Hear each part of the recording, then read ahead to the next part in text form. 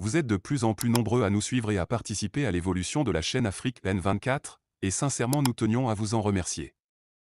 Nous lisons tous vos commentaires qui enrichissent le débat et vraiment nous vous demandons de nous soutenir, en aimant les vidéos pour une large diffusion, et pour continuer à avoir une ligne éditoriale indépendante, et vous proposer de nouvelles émissions toujours de plus en plus enrichissantes. Ne restons pas passifs, soyons actifs. Merci et à bientôt. Le professeur Christian Trimua sur les pas de Fambaré Natchaba.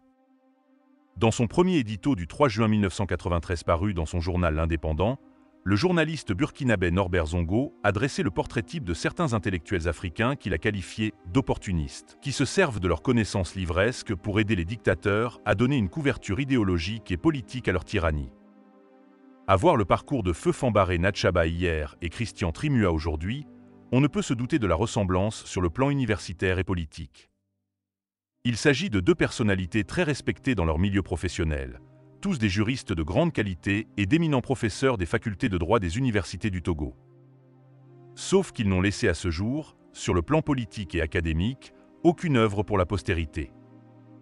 J'ai eu l'honneur en 2006, en tant qu'auditeur libre, inscrit pour le compte de la 3e année sciences politiques à la faculté de droit et sciences politiques de l'université de Kara, d'avoir M. Fambaré Natchaba comme chargé du cours de l'histoire de la pensée politique contemporaine. À la fin de ce cours annuel, qui a passé en revue toutes les révolutions qui ont marqué l'histoire politique depuis 1776 avec la Révolution américaine, sur la guerre froide et les théories relatives au choc des civilisations, j'ai eu à poser une question à M. Natchaba qui est resté sans réponse. Voici la question.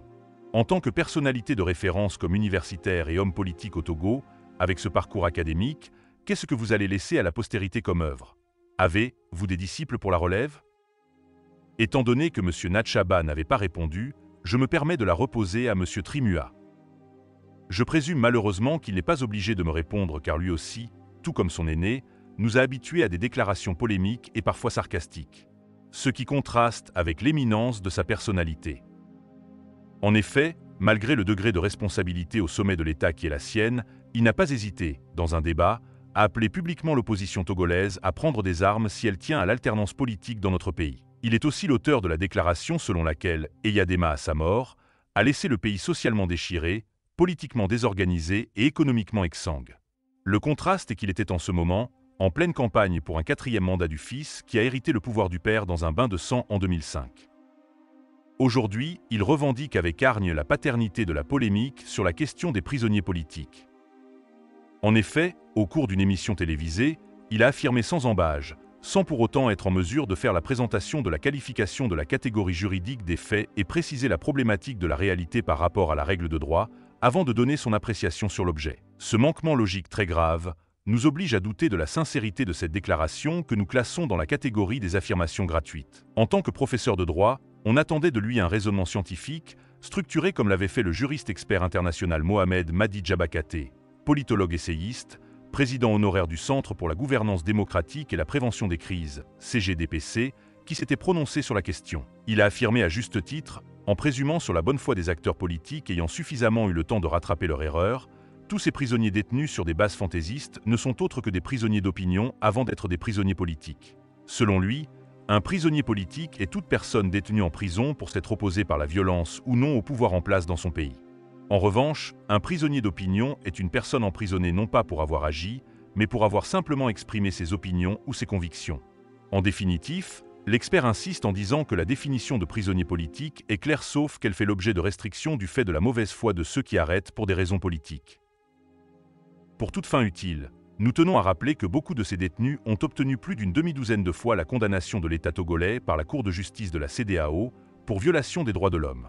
Ce qui nous fait dire que le Togo se comporte comme un État voyou qui viole en permanence les droits de ses enfants. Ce que notre professeur de droit, ancien ministre des droits de l'homme, a fait semblant d'ignorer. Concernant l'autre polémique soulevée par M. Trimua au cours de cette même émission, à propos des enquêtes sur la violence perpétrée au siège de la CDPA le 29 septembre 2024, nous disons ceci. Tout comme toutes les autres enquêtes sur les assassinats déguisés en bavures militaires et policiers, que ce soit à Dapaong en avril 2013, à Mango en 2014 à la suite de la manifestation contre la volonté de restauration des zones protégées, à Sokodé, Bafilo, Mango et Lomé en 2017 à la suite des manifestations du PNP et de la C14, sans oublier plusieurs autres assassinats en 2019 en période de Covid-19, Aucune enquête sur événements n'a jamais été élucidée. Il s'agit des faits qui illustrent bien la violence politique imposée comme culture, dans le seul but de conserver le pouvoir.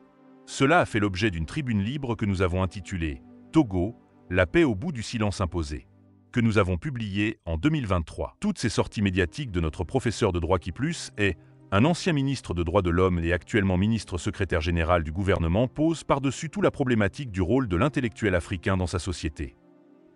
En réalité, dans le contexte postcolonial, dans beaucoup de pays africains, un intellectuel est perçu comme une personne ayant beaucoup de diplômes, pouvant accéder à toutes les hautes fonctions publiques ou privées.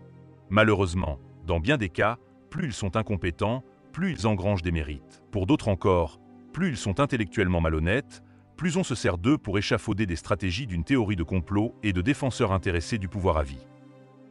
Le problème de fond aujourd'hui, c'est comment s'organiser pour empêcher ces intellectuels véreux, condescendants, avides de gains et de pouvoir, qui se liguent avec les dictateurs, prêts à marchander la liberté et la dignité de leurs concitoyens pour garantir leur position sociale.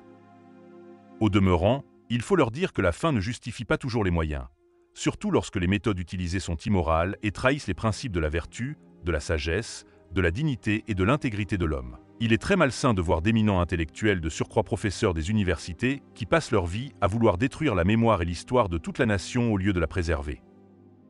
Venir devant les caméras, face au monde entier déclarer, en voulant justifier la constitution de la Ve République que la constitution de la IVe République comportait des éléments chrysogènes est tout simplement une insulte à la mémoire collective. Non seulement pour tout le travail de la CVJR ayant abouti à plus de 60 recommandations, mais en particulier la recommandation numéro 6 qui a bien cerné et circonscrit le vrai problème du Togo. C'est le lieu pour nous de réaffirmer notre engagement solennel d'apporter toujours la lumière partout où besoin sera, pour décourager l'iniquité, la délinquance politique et élever dans l'esprit de tous les Togolais la défense de l'apaisement politique, afin de garantir la paix civile, le vivre ensemble et réconcilier les citoyens avec eux-mêmes. Monsieur Ouro Akpo Tchaniaou, président du Mouvement Lumière pour le développement dans la paix, LDP. Likez la vidéo si ce n'est pas déjà fait. Laissez aussi votre point de vue en commentaire. Abonnez-vous et cliquez aussi sur la petite cloche de notification pour ne rien rater de nos prochaines vidéos. N'oubliez pas de partager aussi la vidéo et de la liker.